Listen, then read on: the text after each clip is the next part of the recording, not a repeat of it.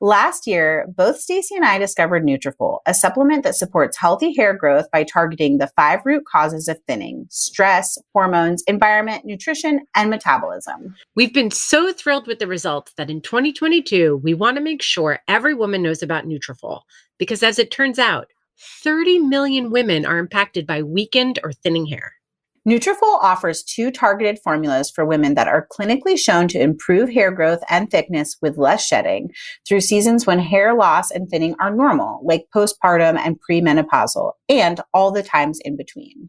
In a clinical study, 86% of women reported improved hair growth after 6 months, and more than 1,500 doctors recommended Nutrafol as an effective and high-quality solution for healthier hair. Most importantly, Nutrafol is 100% drug-free. They use medical-grade botanicals in consistently effective dosages, so you get the most reliable results. And major bonus, you may also notice improvements to your overall well-being, including more restful sleep, less stress, and my favorite, better skin and nails. No matter your stage in life or whether you're experiencing thinning hair caused by stress, hormonal changes, overstyling, or some other reason, there's a Nutrafol product for you. Take their hair wellness quiz on Nutrafol.com for personalized product recommendations. Grow thicker, healthier hair and support our show by going to Nutrafol.com and enter the promo code DIJFY to save $15 off your first month subscription. This is their best offer anywhere, and it is only available to U.S. customers for a limited time. Plus, get free shipping on every order. That's $15 off at Nutrafol.com, spelled Nutrafol.com. Promo code DIJFY.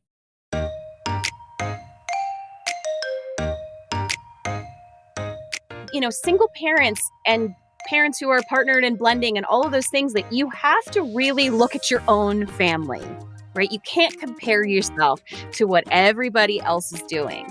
You really have to trust your gut. And that's what's happened with me is I just personally I get hard on myself and I'm like, oh, well, he's doing all this stuff. I got to do it. Well, wait a second. One mom with 4 kids is very different than one dad and 1 kid. It's completely different. Welcome to Didn't I Just Feed You? A podcast about feeding kids. Hi, I'm Megan. And I'm Stacy. Today we've got the second installment of our new series, How We Feed, where we speak with family cooks to whom mainstream food media rarely speaks. In our first How We Feed, we had a very deep and emotional conversation with Kim Foster about feeding her foster family. If you haven't listened, we encourage you to hit play on that one next. We're super proud of the episode and have heard from so many listeners that it was a powerful conversation from which they learned a ton, even if they aren't foster parents or thinking of fostering. Today, though, we're talking to Kristen Chase of Cool Mom Picks, who we love. She used to be my boss over at Cool Mom Eats. She's fantastic. She's also a single mom of 4 kids. Our focus will be on what it's like being a single parent home cook, though, as we'll hear, she'll talk a little bit about just also feeding a larger family, which is something that, I don't know, Megan, I feel like family food media doesn't talk about that a lot. Yeah, I want to do a whole other, How We Feed with a huge family. Totally. Because I think there's a lot to unpack there. And it's so interesting that so many family food recipes are written to feed 4. Serving size, right? Yes. Okay. But before we get into our conversation with Kristen, we just want to say that this series was born of our passion to help as many busy home cooks as possible. And we're excited to be talking to guests who help us explore that passion in more expansive and inclusive ways. If you know someone who you think would be a great fit for this series or who is feeding a family for which the typical advice doesn't fit, please tell us. You can find us on email. You can find us on social. Even better, you can join our community. As a reminder, there's a free area of our community that absolutely anyone can join with just an email address. Or if you're able, you can become part of our supporting membership. And in return for that support, you get more direct access to us. Who would want that? As well as exclusive episodes every month and a quarterly cocktail hour with a huge giveaway.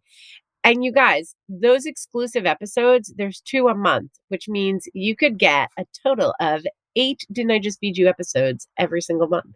Yes. And I want to say that we have a conversation coming up where we talk about our own experiences growing up with single moms. So if you want something that's adjacent to this subject, that would be a really great reason to join and listen. Except maybe our moms shouldn't join and listen because of this. Just kidding. Just kidding. Just kidding. And last, if Stacey didn't say already, if you can't join our community or become a supporting member right now, you can always support Didn't I Just Feed You by leaving a rating or review or sharing an episode you love with someone who would find it useful. Boop, boop. All right. Boop, boop, boop, boop. Okay. I'm so excited. Kristen's the best guest. She's so funny. She's been parenting for a really long time. So I feel like she has this really wide view of what it means to parent. She has been partnered along the way. She has been single.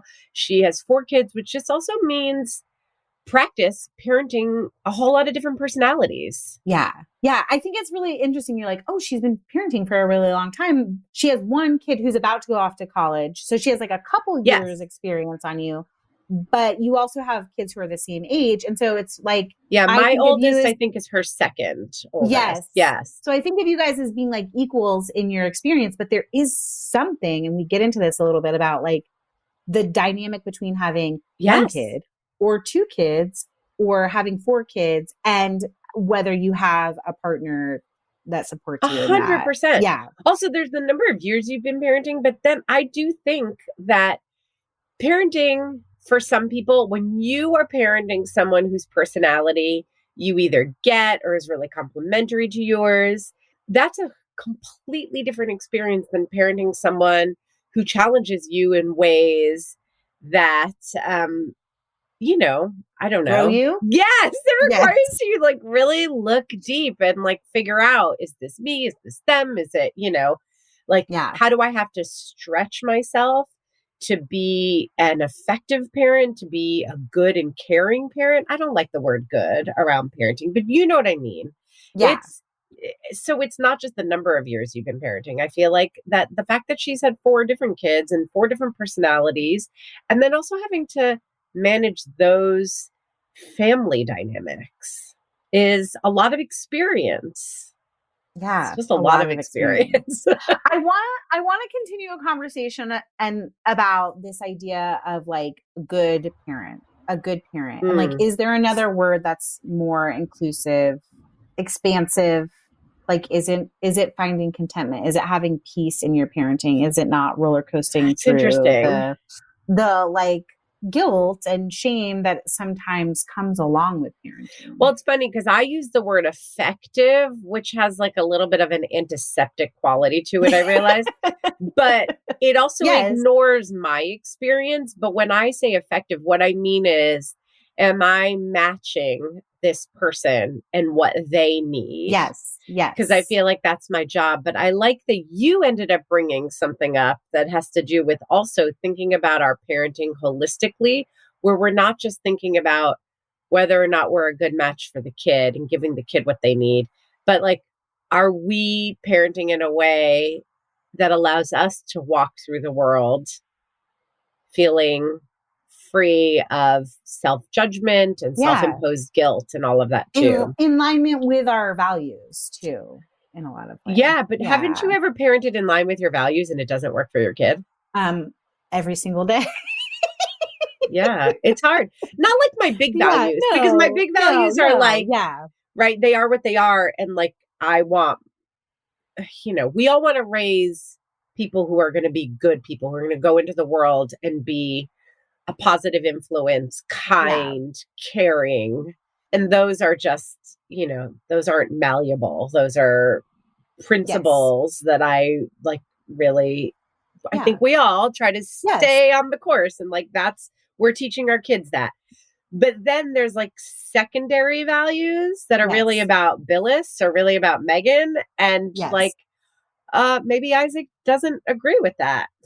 Like, maybe I don't want my kids ravaging the pantry at 5:45 while I'm trying to plate up dinner, but I'm also like not going to take on that battle every single day either. Yeah, well, I think it might seem left field to some people that we're talking about this in an introduction to a food conversation. But actually, as we touch on with Kristen, I think that food is very much tied to how we value ourselves and how people value us and how we judge other people as parents. Yes. What makes a good parent and what doesn't make a good parent. Food is so tied up in that mix, whether we realize it or not.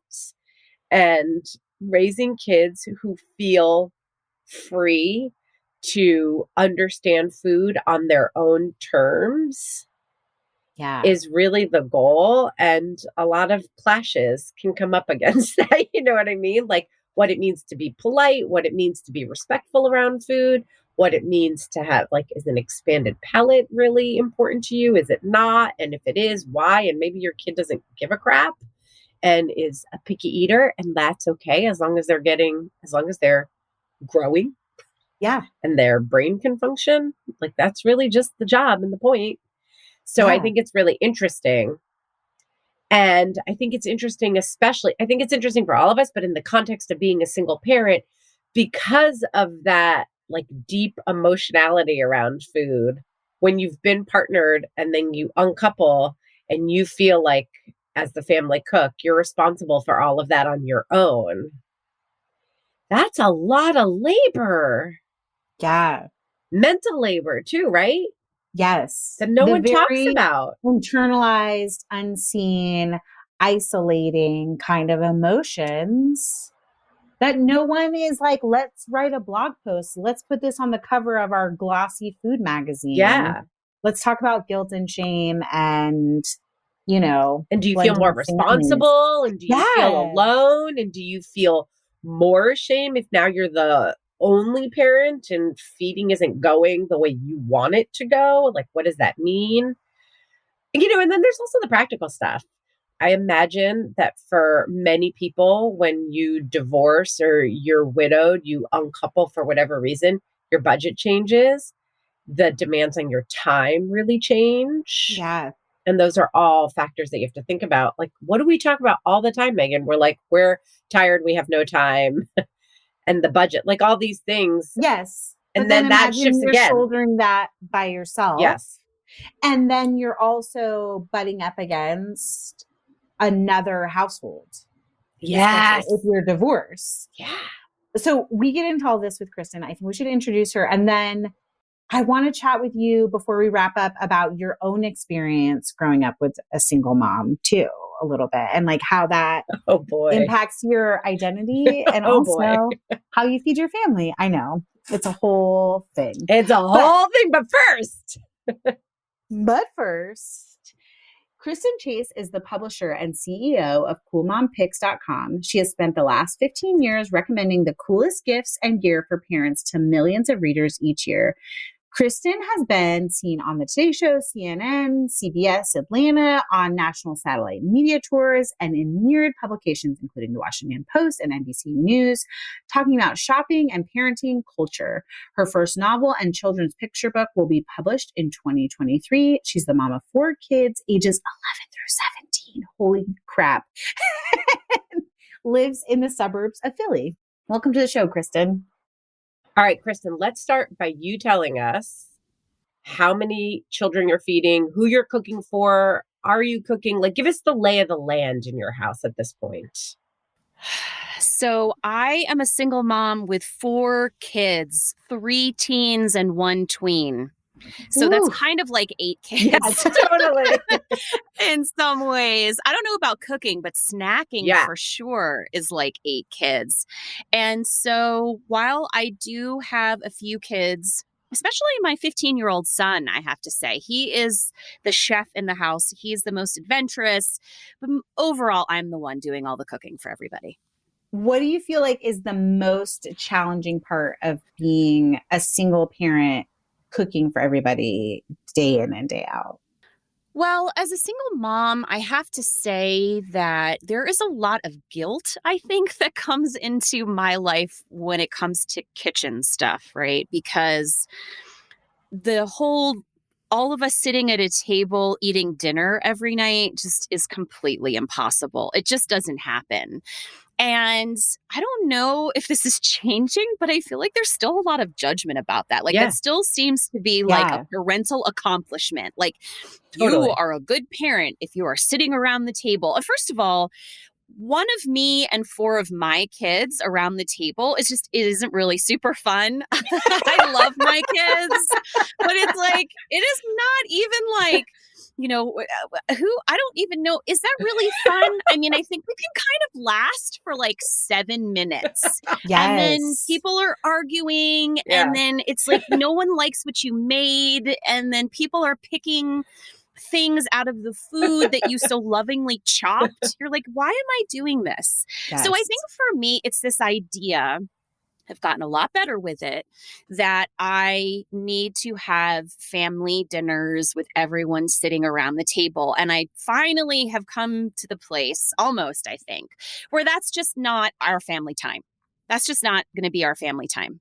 For us, like, mealtime is to sustain my children for an hour and a half Yes, until they're hungry totally. again. But it's not like our time of family togetherness. Okay, so I want to go back in time a little bit because I think part of this is also their ages. How old were they when you became a single mom?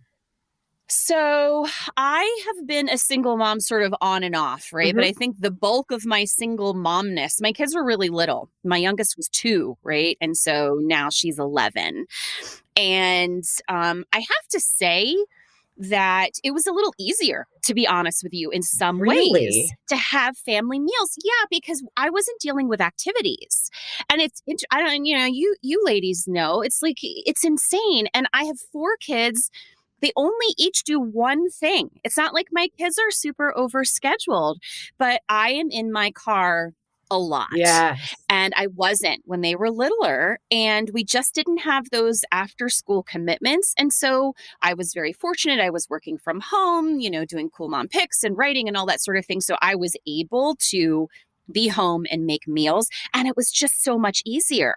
I feel like right now I'm competing with all the after school activities and social lives. Yes, I mean, which is totally. important for kids. It's developmental for them to have those social interactions. But my kids, they stay out after school and walk around town, and they often use their money to feed themselves. And so, so that's where I'm at.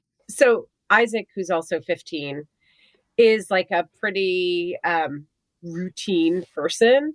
So he likes to socialize on Friday nights. Like Friday, he just stays out. But it's always like a little bit of a question. It depends on the weather because they like to be outside a lot of the time. What are they doing? Same. So I'm always like, on Fridays, I have this anxiety where I'm like, are you coming home for dinner? Like, okay, you're going to be out beyond dinner, but like, should I have food at home for you? It's like this protracted back and forth. And I finally realized, like, whatever, you're on your own. You're on your own on Friday nights. Like, I can't try to manage you. Yeah, I think that's important, right? Is sort of like meeting your kids where they are, right? And taking out this responsibility of like, it has to be like this. Yeah. It must be like this. And really looking at your situation. For me, I find that when I meal plan, like, this is what it's come to, ladies. I come back to it. She's a convert. Yes, I am. I really feel like, especially, listen, I'm on a budget. Yeah. Okay. And I still have 2 kids who are home. So they're not eating at school. So I have 2 kids at school. I have 2 kids at home. I don't really love gender stereotypes, but my son he is more active. He plays hockey. He consumes more food than my girls do. That's just how it is in my house. And so for me, the budget is important. And so I have found that it is not only a money saver for me, but it is a mental health situation. When I know what I'm cooking, I look at my list. I know I've bought those ingredients for my meals. And for me, it's dinner, right? Lunch is, I'm a little more flexible.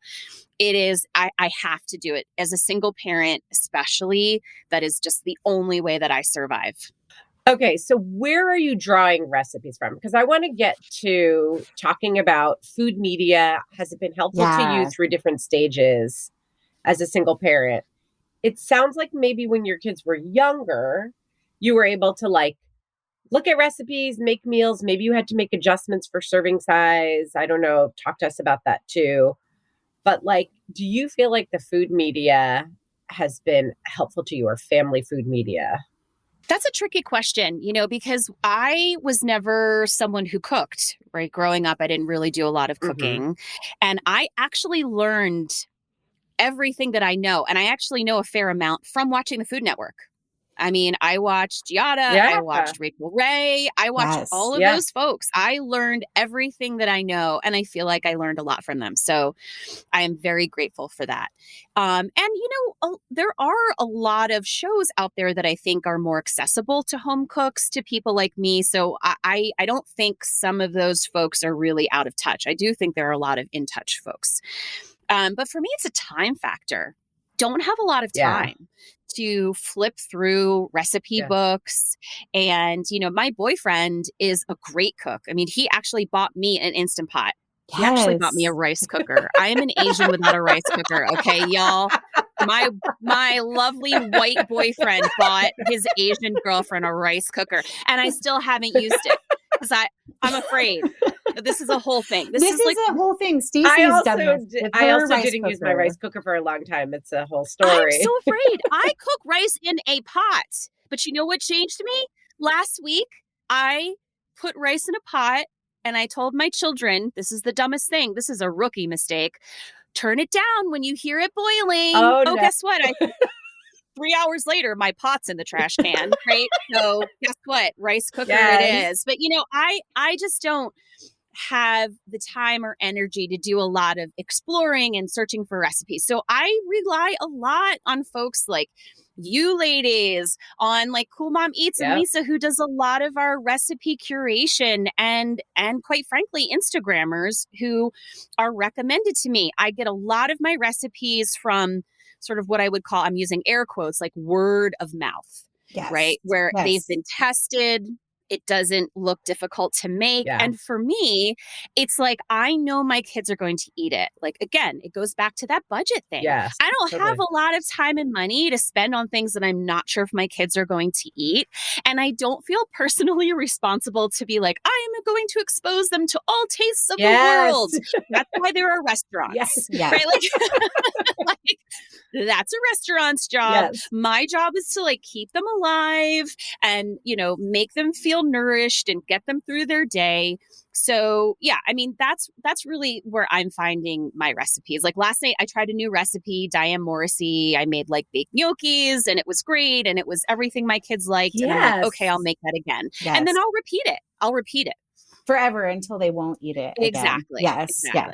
Okay, so I want to pull back a little bit though and say, because Stacey and I, we live in the world of family food media, and we definitely have biases because of that, where we feel like food media for families is not speaking to a lot of diversity in families. But you've come up through like parenting media with Cool Mom Picks.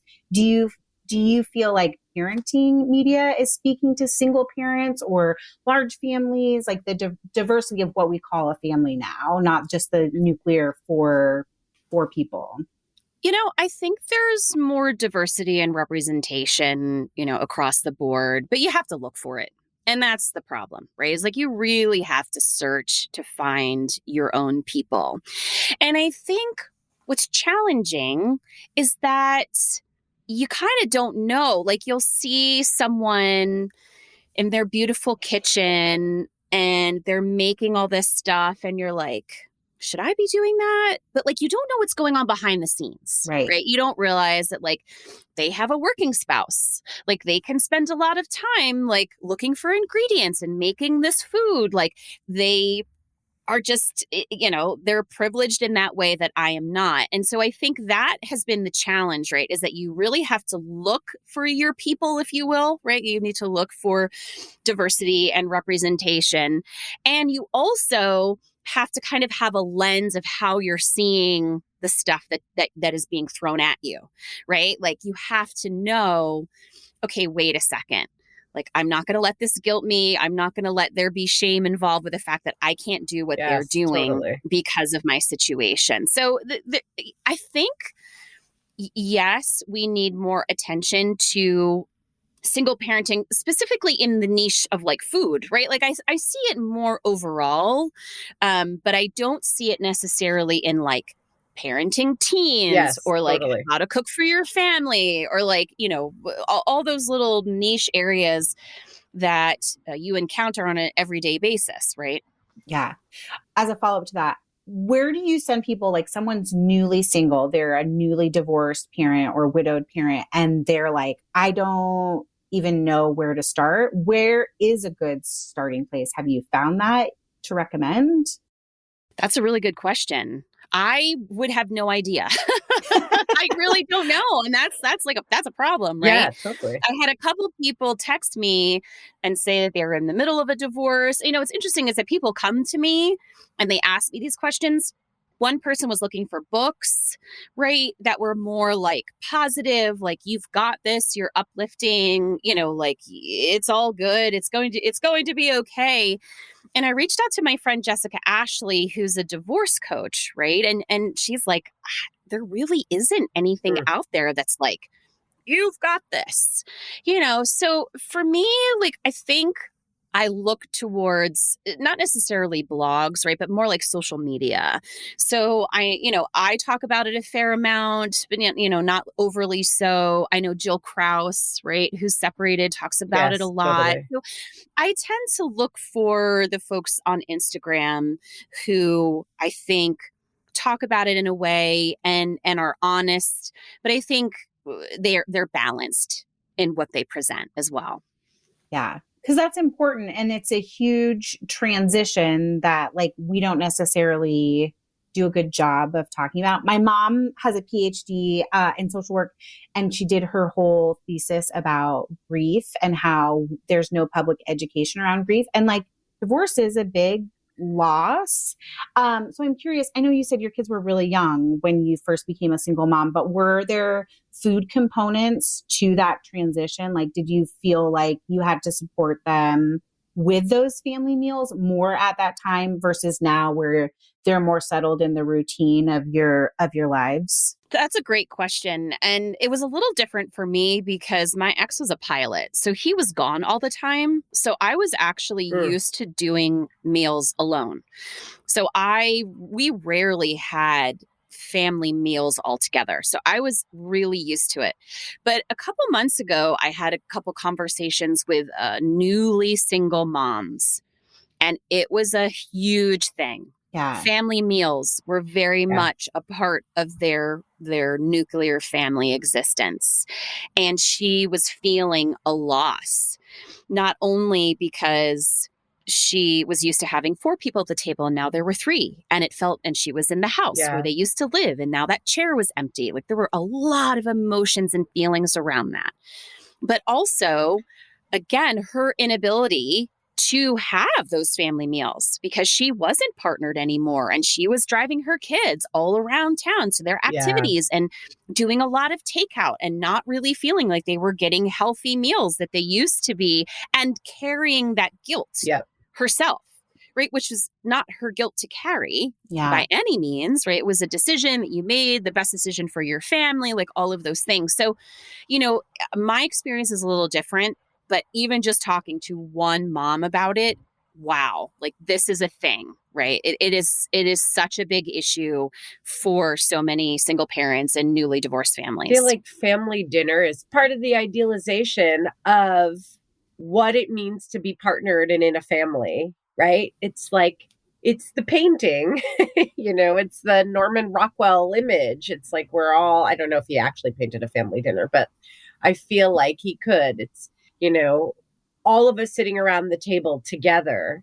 And so even when that isn't part of your reality on a consistent basis, the loss of that being a possibility, I can imagine is very powerful for a lot of people. Oh, it's huge. Yeah. And I think there is a lot of, and I talked about this earlier, right? This idea that like, if your kids can eat at a table, right? Let's talk about that too. Yeah, like if your kids have table manners and can eat at a table, then like that is a reflection upon your parenting. Yes. And it was interesting for me now in my new situation, right? Trying to blend families. My boyfriend has a child. They often have family meals together Mm-hmm. because he's one child Yep. and he loves to cook and it's like their thing and that's what they do. I do not have that experience. And so when we are all together, it's like super important for him that we have family meals. And my kids really just haven't had big family meals. They actually have them at their dad's house. It's a thing. And then it's like, it becomes a like point of contention, right? Because it's like, oh, well, your mom doesn't think this is important. Oh, it's a good time. Yeah. It's all fun. Yeah. But I will say, initially, I was super anxious because my kids were like using their own spoon to like scoop out mashed potato. You're just like, oh my God. And I actually ended up talking to my friend who's a therapist, and she's like, they know how to eat. Yes. Right? Like if you take them to a restaurant, like they're not like grabbing crap with their hands, but this is their home.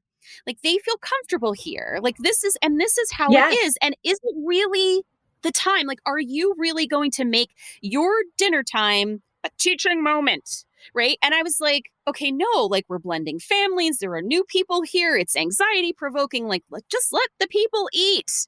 I was going to say, when you were describing, what family life is like at your ex's house versus at your house, that there's probably a lot of joy and freedom and independence that your kids feel around food. And totally. I think that part of the conversation around food is missing that, like that very important piece. We're not just, Megan and I say this all the time, we're not just teaching kids to like kale, we're teaching them to have a good relationship with food.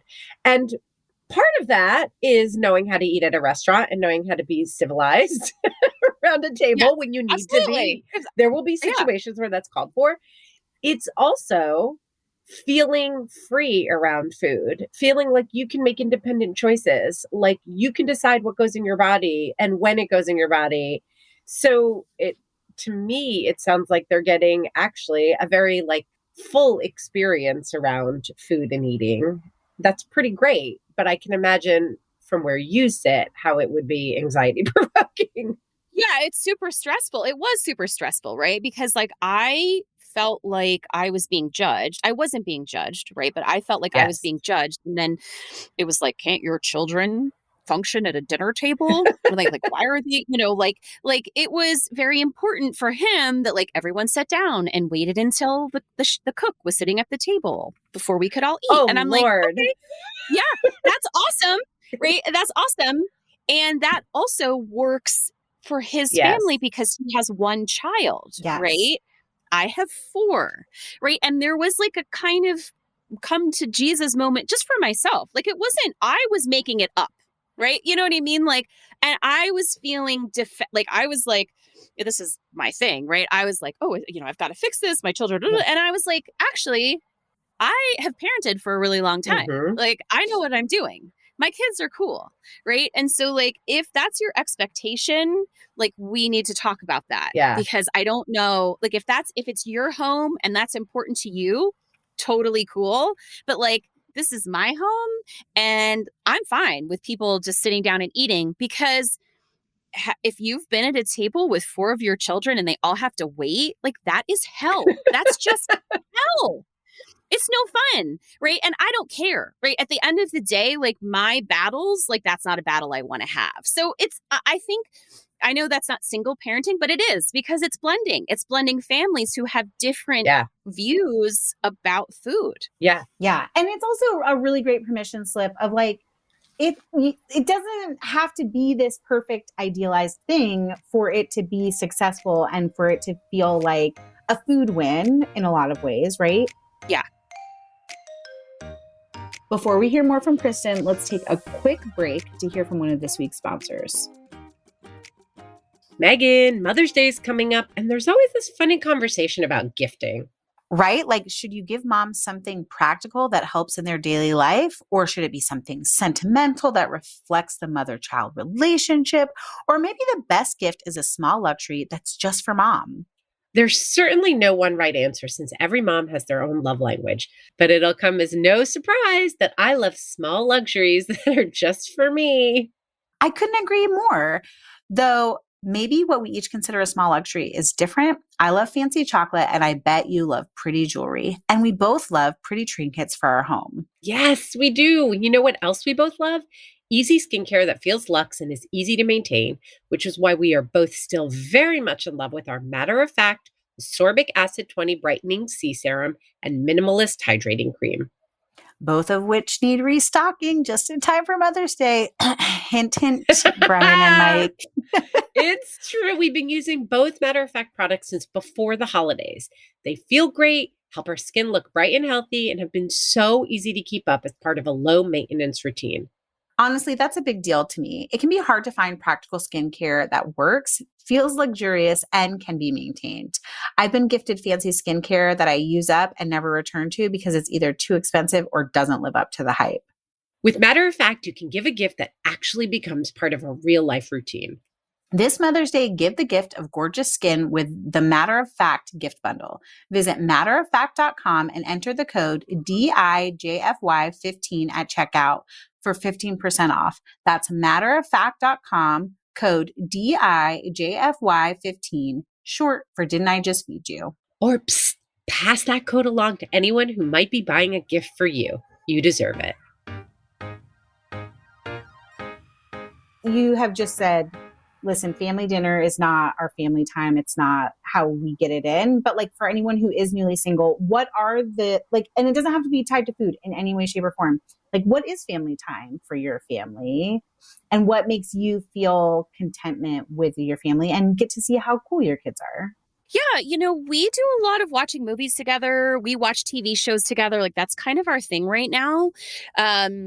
Driving in a car places is family time. Totally. And I think one of the big things I had to give up was this idea that we were going to all be able to like do something together on a regular basis. And I think that depends on your family size. It depends on your schedule. But like, me with 4 kids doing something all together is a lot. It just is not going to happen that often. And that's just how it is. I want to say I only have a family of 4, 2 kids and a partner. And it also depends on personalities. And I have to tell you, a lot of times just the 4 of us together is really annoying. It becomes, it's not pleasurable to all of us. Yeah. Yes. It really isn't. And so that's part of why we travel so much, because when we travel, we have learned, because we've been doing it since they were so little, how to travel together. And there's something about the boys being alone with each other, especially for the older one, where he's like, oh, my little brother's all I got here, where their dynamic is really different out of the home context, out of their like regular context. So we travel. Outside of travel, the 4 of us don't really love, like, let's do a family activity. There's always like fighting and annoying stuff going on. Yeah, and that's okay. I don't know where we got this idea that we all had to do stuff all together. You know what I mean? Like, it's kind of funny. And I never really thought that. And again, like, I think, like I bring my poor boyfriend into this, but like, it's like, he has 1 kid. And so for him to do stuff with his 1 kid, like that's their family time is their time together. Think about it, right? Yeah. It's like, that is your whole family. Like for me, being with 1 kid is not my whole family, but it is lovely. And so I think, single parents like, and parents who are partnered and blending and all of those things, that you have to really look at your own family. Right? You can't compare yourself to what everybody else is doing. You really have to trust your gut. And that's what's happened with me is like, I just personally I get hard on myself and I'm like, oh, well, he's doing all this stuff with like, I got to do with like, but wait a second. 1 mom with 4 kids is very different than 1 dad and 1 kid. It's completely different. So a lot of it has been being okay with me and 2 kids hanging out. And that feels great. Okay. It's what it is. I have 2 questions for you. One is just out of curiosity, and then we'll get down to brass tacks before we close out. What do you eat when your kids aren't around? Do you ever have time where all 4 kids are like either with their dad or activities or out with friends and it's just you and you like, do you just eat cereal or do you like cook something great for yourself? Oh, I never cook something great for myself. I think that I will say this. There is something lovely about just cooking for like myself and my partner, right? Like our first date, I made my mom's pepper steak, right? And I loved making it. I cooked it and it was wonderful and romantic. And I love doing that. When you are always responsible for, and you have your listeners get this, you get this, when you're always responsible for feeding your kids, I feel like the last thing you want to do is like come up with something to feed yourself. You're just like, oh, I'll just grab whatever. Yeah. So I don't really change my food habits when my kids aren't there, right? Like I'll just kind of go in and like I'm a charcuterie kind of person, right? Like just give me like crackers and Dijon and some like salami or pepperoni and like some pickles and like my kids call it like the platter, like hummus, like I'm a super fan of that. Yeah. Like it feels a little decadent in some ways. I don't know like what it is. Like add some grapes on there. So that's typically what I will do. I don't have a lot of guilt around like, oh, I can't, like I'm going to hide my cereal. My kids aren't here. Like I've kind of let go of all of that. Gratefully, because I know that there was a time probably when I was like, I need to hide in my closet. But I don't feel that anymore. Like, and they're older and they know what's going on. So cereal is like my favorite thing. I can't keep it in the house though, because they eat it all before me. Oh yeah. I mean, we have an intricate system of hiding food in my house. Okay. No, it is like, so my boyfriend's son came to stay with me for a week. And he is an only child. So like he did not understand that like your food is everyone's food, my friend. Yes. Yeah. Yeah. So I had gotten him like some special root beer and I was like, you need to hide that. Seriously. You want to find that? You need to hide it. But I find Cliff Bars in like weird places. I find candy like if people are like, oh, ha ha, you must have hidden this. Like, no, my children, that's a recent thing.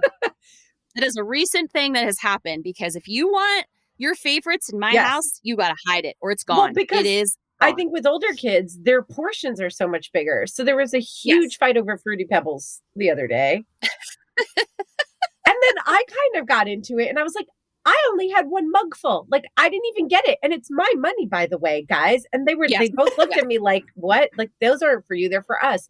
But like, one serving is a third of the box now. Yeah. So if you want it, you better like figure it out. It's like, my kids, they know, like they Lord hide of the Flies here. and like, and if you come to me and you want my sympathy, like you're not going to get it. Right. Like, sorry, kids. You're not like, you know better now. Like, you know to hide it. Like my 13-year-old Margot, she is so good. Like she knows, she puts it in the vegetable drawer. She's like, no one goes in the vegetable drawer. So I open it up and there's like fruit roll-ups in my vegetable drawer. She's smart. Okay. You talked about meal planning. Are there any other habits around dealing with, being the family cook as a single parent, feeding 4 kids, that are really essential to things running smoothly and you staying calm around meal times in your house? Okay, let me think about that. Well, for me, especially with a big family, it's like you always need more than you think you do. So don't be like 2 boxes of Fruity Pebbles. Yes. Oh my gosh. My friend makes fun of me still because I think I had 3 kids at the time and she came to visit me when I had my 4th and I went to the grocery store and I came home with like 1 roll of paper towels and like 1 thing of milk. And she's like, what are you doing? Like you should be shopping at like Costco or BJ's or like a bulk store. And I was just like still in the mindset of having 2 kids. So my thing is like, you always need more than you think you will need. Totally.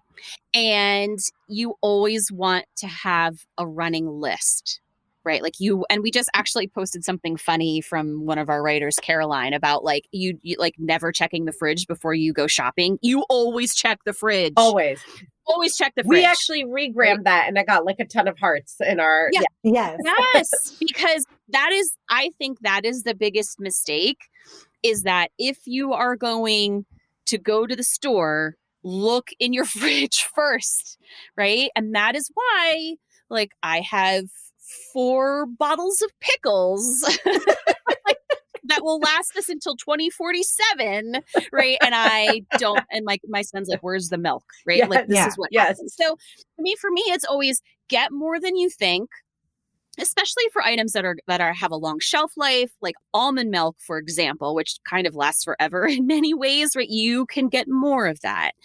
And I think, I keep a list on my fridge, and my rule is like, if you are going to complain to me about not getting something at the store that you like, that was your responsibility, right? Like, I am not the keeper of all the lists and things, right? that. I really want to empower my kids. It's like, I'm not going to go out and buy 6 boxes of Tasty Cakes. Like, you can try to put that on the list, but if there's something, that you're frustrated about, like, I'll be like, you never get cream cheese. Yeah. And I'm like, Yes. who made me the keeper of all the things? Like, put it on a list. So I think empowering your kids to be a part of that conversation as well, especially as a single parent, you're already carrying so much of a mental load, like, especially if you have older kids as well, like, they can participate in that process. 100%. I endorse that. And I also want to say that I do think it works for kids who are younger than you might think it works for. You know what I mean? That is very true as well. Even at very true. 7 and 8, seriously. Mhm. And then you might have to put more boundaries around it, but you're already doing that. You already said, like, I'm not going to buy 6 boxes of Tasty Cake. Go for it, but whatever. So you just have to be a little bit more clear with them because they don't get it yet. The way teenagers, you can just roll your eyes and they understand. You don't have to explain I to agree. them. I tell a lot of partnered people to think like a single parent, because it actually helps your children to be more involved. Like, you are not the server of all the things. Like, I understand that is like I don't know, I'm Gen X. Like, that was a thing. I don't remember my mom ever eating. Honestly, I can't even remember her eating. She was always being the one to give us food. And I'm like, I'm not super down with that. So in some ways, think like you're the only one and you can't do it all. And get your kids involved in the process, right? Like your snack drawer, Stacy, or you can maintain it so that you don't have to worry about your kids not eating their dinner if that's a problem in your house. Like, you can do all those things, but getting them involved in the process. So if you're not a single parent, think like one, because when they're old enough to do all this stuff, it won't be such a shock to their system when you're like, you can get your own apple out of the fridge, right? Like, I see so many moms whose kids are clueless in the kitchen. They're like, can you get me? And I'm like, wait, what? Your legs are working, right? Like, you have, right? Like, your hands, like, why can you not go? Like, how did this happen? And I think a lot of it is because it's easier for us, whatever it is. Yeah, so, think like a totally. single parent. Like, pretend like you cannot do it and you need their help. Yeah. And it's so full circle to what you were saying about how you didn't grow up cooking and in the kitchen. And so then you relied on food media to teach you about those things. And then that influenced how you felt about feeding your family when you had one. So doing that now removes that reliance on these other sources that are going to be biased. Totally. I mean, listen, my 15-year-old can as evidenced by the pan with egg still stuck in it, sitting on my stove at 6 this morning when I came down. But he's so empowered in the kitchen, right? He's super empowered. He makes cheesesteaks. We were making dumplings. Like, I don't have to worry about him, right? Like, he can totally do his own thing in the kitchen. And I never had that. He knows how to cut garlic. He knows how to he knows all of those things. So I don't actually then need to rely on, or he doesn't necessarily need to rely on food media or anyone else, because he knows how to do all those things. Did you teach him that, and do the other ones know too? Because I do think that sometimes when you have a kid like that and you talk about it, people think that we did something magical. And in my case, I have one kid who's empowered in the kitchen, the other who isn't. Yeah, same. And it's just their personalities. It is their personality. Like, my oldest, who is supposed to go away to college, she's like, I don't know how to boil an egg. Yes, and totally. I'm like, how do you not know that? Like, my 11-year-old, she makes eggs in the hole, right? Like, in the bread and the toast. Like, She totally knows how to do it. She'll still ask me to make it for her. And I'm like, you know how to do this, but whatever. But no, my oldest is just like, my oldest can sew like an award-winning cosplay and has like 150,000 followers on TikTok watching her do her performance, right? It's so amazing. Like, that's a side note. We're going to link to her if that's okay you with need you. to know your kids. Yes, you totally. really do, right? You need to know your kids and also be willing to take the time to show them. I think a lot of times it's like super frustrating. You're like, well, you don't know how to do that. But then it's like, well, you kind of needed to learn how to toast a bagel. Like, it's not like you like popped out of the womb. Totally. I mean, even you New Yorkers. Yes. Like, it's not like you popped out of the womb and knew how to like cut a bagel and toast it and do all those things. You have to be willing to teach them, but like not every kid is going to be as excited about food, right? It's and not the going to flip happen. side to that is when Isaac doesn't want to do it, because Isaac will opt to not eat over getting his in the kitchen and doing something for himself. Mm-hmm. I have to sit in that discomfort of like, oh, I'll just do it for you because I want you to eat. Like, he's fine.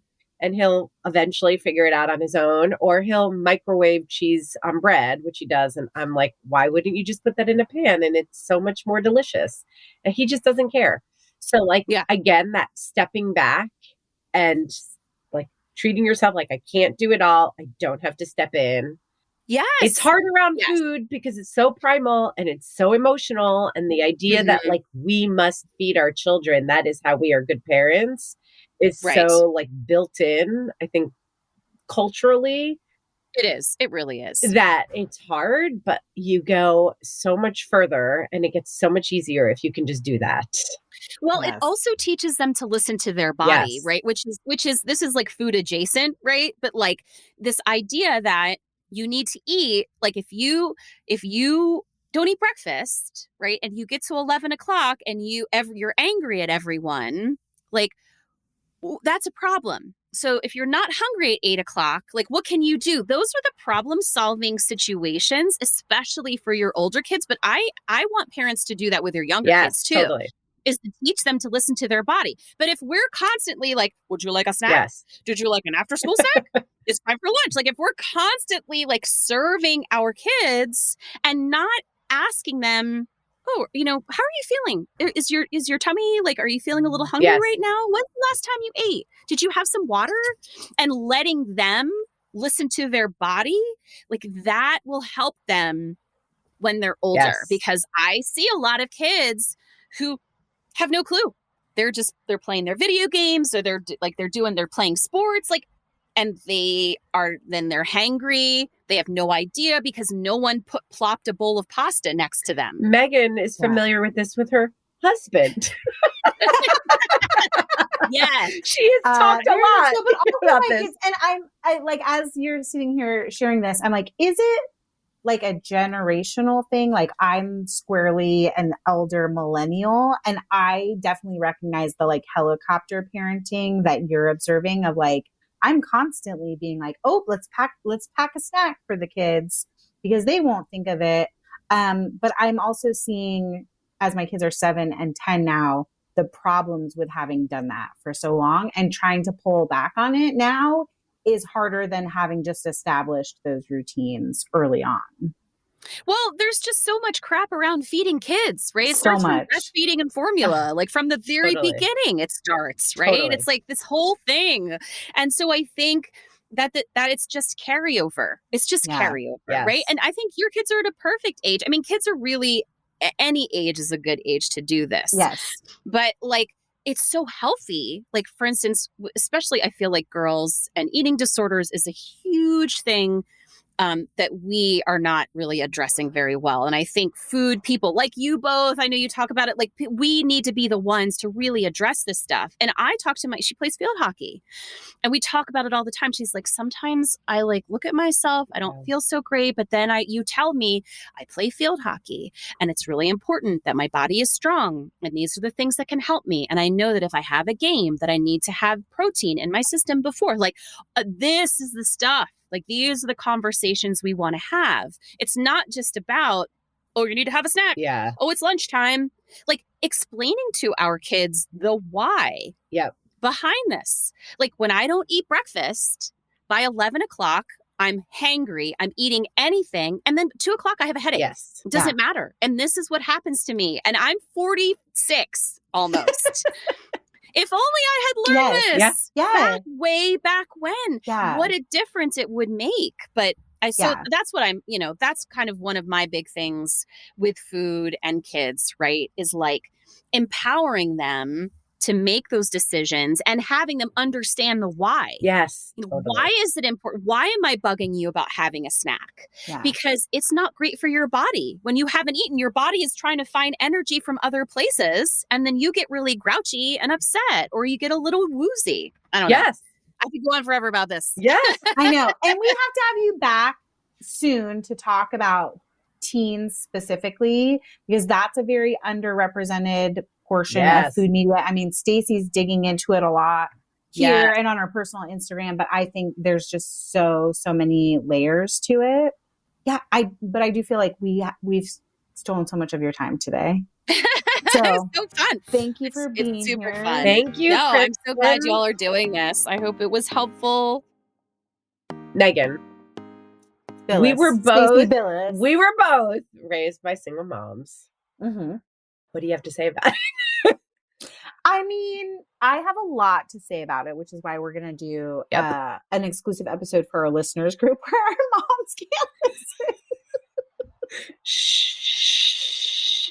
But having a single mom is so much a part of my identity. The story I tell even about like how I became a cook is that my mom was like a busy working mom. She was putting herself through school, raising 3 kids on a budget, and that she just would buy like a lot of Hamburger Helper, a lot of canned tuna, and that I got tired of those things. So I started cooking because I wanted to help her and because I wanted to eat other things.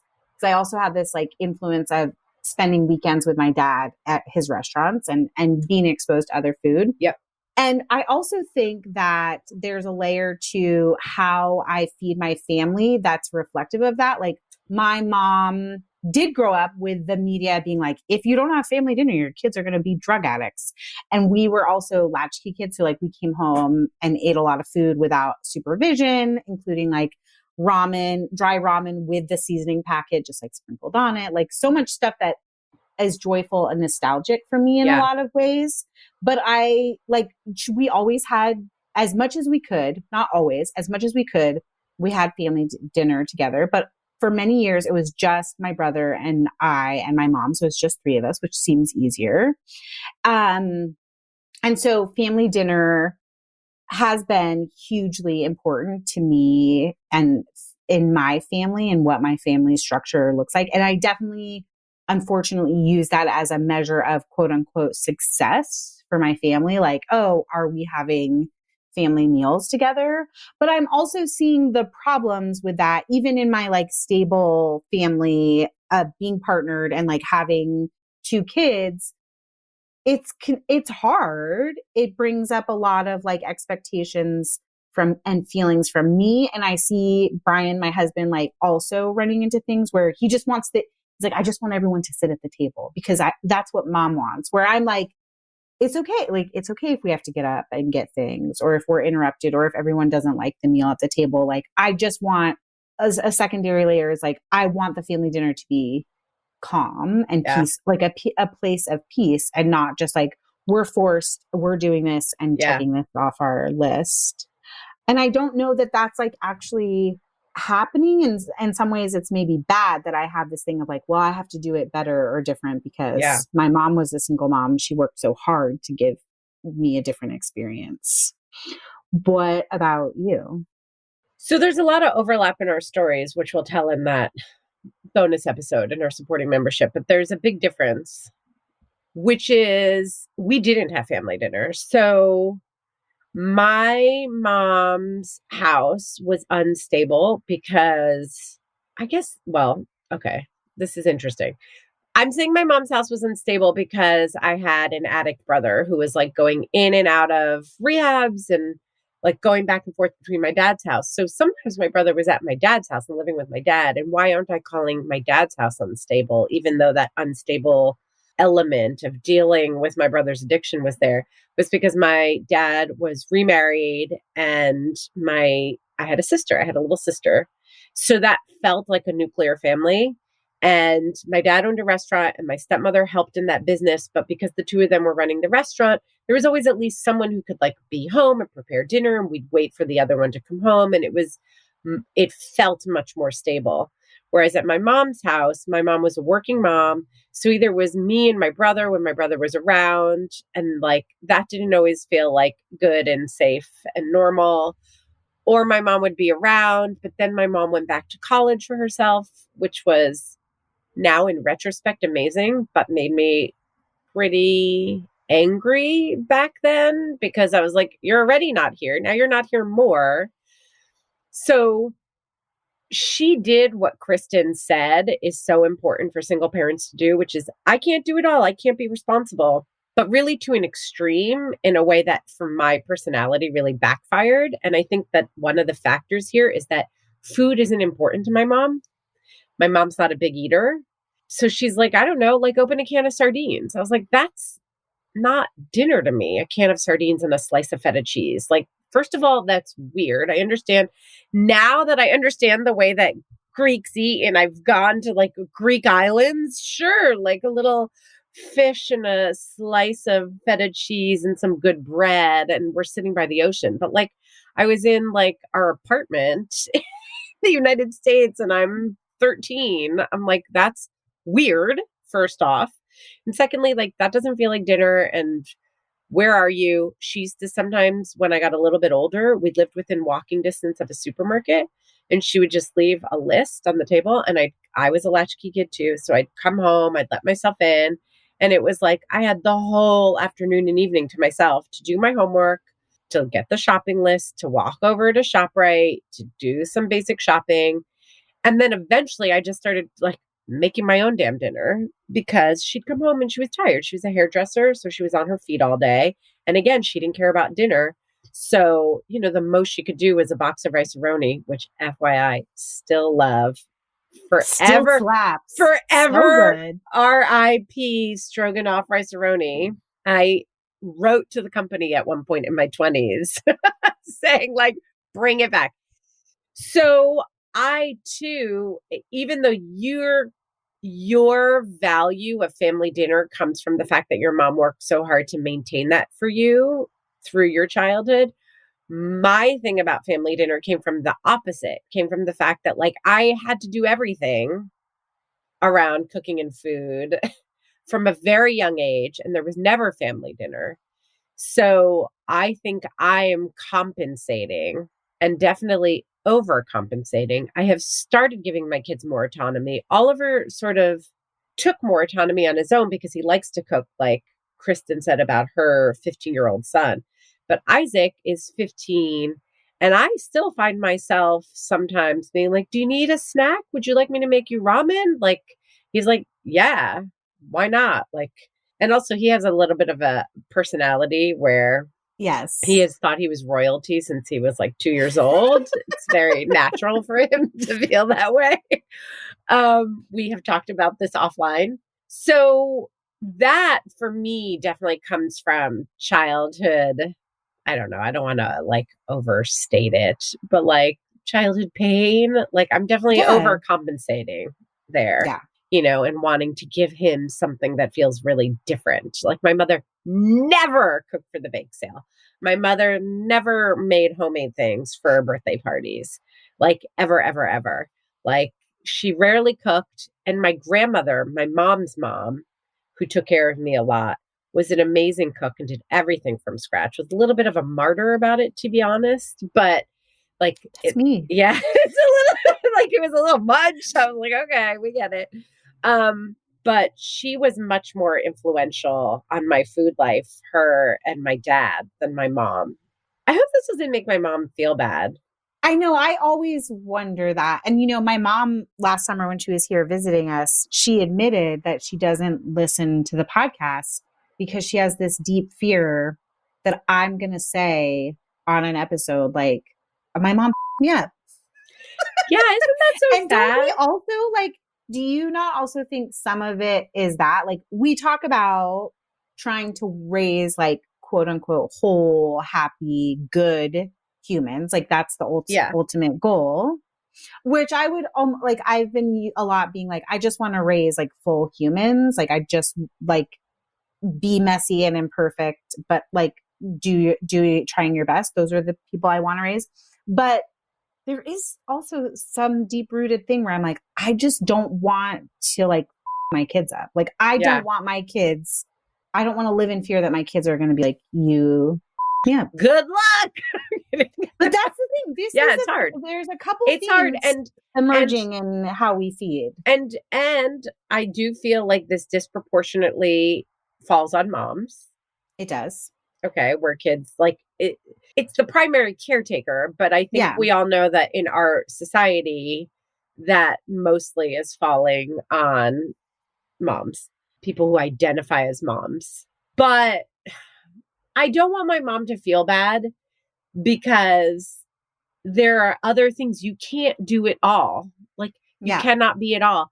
And my mom, by deciding to go to college because she had been married and become a mom at 19 and then had a second marriage that wasn't very good and was very emotionally drained by raising two kids largely on her own, one who was an addict. And she finally was like, I'm going to go back to college and do something for myself. And it was for fashion design. It wasn't for anything like practical that she was like, I love art. I never had the opportunity to pursue art. And I'm going to do this just because I love it and it fulfills me. That is a part of my food story in a way where she's like, oh, did I things up? But then the flip side is that's freaking amazing that she did that. And that did all these positive things for how I conceive of what it means to be a strong, independent person who is, willing to invest in themselves just because that's what makes you happy. And fast forward, my mom's in her 70s now and has slowly gotten back to art and is like taking lots of classes and does it mostly as like a retired person who's trying to fill her time. She sold a painting to a restaurant that my uncle works at. And now, like, fast forward a couple of years, she's getting multiple commissions and is starting to like make money off of her art. And it's so rewarding to her. And I'm so glad that she did that. We are going to mess our kids up in some ways. But then, if we're being whole people, like you're saying, you want to raise whole people, if we're being whole people and we strive to be authentic, it gets messy. But I feel like that's worth modeling. Yes. Right. Yes. And like, if we can just sever this idea that like how we feed our kids is part of this like fixed moral, I don't know, measure of success. Yes. Thank you. As a parent. Yeah. We're free to be more authentic because for you and me, feeding and cooking really is authentic. Yeah. Right. But it isn't for everybody. Like it isn't for Kristen. Yes. And so also might not be for our kids too. And I think that that's an important distinction and a theme that's coming up in how we feed. Like, yes, food is comfort and food in a lot of ways is love. But if you subscribe to the idea that like food isn't as valuable to everyone outside of like sustaining life, you also have to look at the other ways that you show up for your kids in order to serve them and be a quote unquote successful parent. Like successful parenting Isaac for you, who food is not a value, is different than successful parenting for Oliver, who food is joy to him. Totally. And I think you're right that as we do more of these how we feeds, the themes that are going to come through are that so much around food and eating and feeding is tied to how we judge ourselves and each other's in the context of parenting, especially, but how we judge ourselves, how we judge our bodies, and that actually the more we let go of that and kind of debunk this idea that's reinforced all the time in food media, that you have to cook every night and it has to look a certain way, and it has to include certain foods, and the result has to be your kid loving healthy food, the more that we actually leave space to raise whole children and be whole ourselves. Yeah. Woo! Well, just damn. Hot damn. Just a light and easy Hot episode for your Monday. So Megan, Okay. let's cut it here and let's see what our community is going to say about this one, because actually talking about being a single parent and feeding was a request that came from our community. It really did. Yeah. So we hope that you've already joined us at the Didn't I Just Feed You listeners community. If you haven't, you can join us for free at didn'tijustfeedyou.com/community. Or if you want those bonus episodes 2 a month and other goodies as well, you can join our supporting membership. You can also keep in touch with us on Instagram, where we are at Didn't I Just Feed You, or by signing up for our newsletter. There's a link in our bio to sign up. There's a pop-up on our site. Newsletter subscribers get a fresh recipe every week. Woohoo! Hot off the stove. I was going to say press. And of course, don't forget to subscribe to Didn't I Just Feed You wherever you get your podcasts. If you're already a subscriber, leave us a rating or review.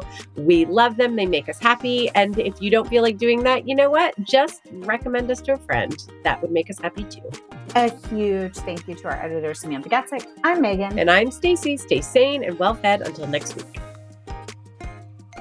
Be sure to subscribe to Didn't I Just Feed You wherever you're listening. And don't forget to rate and review.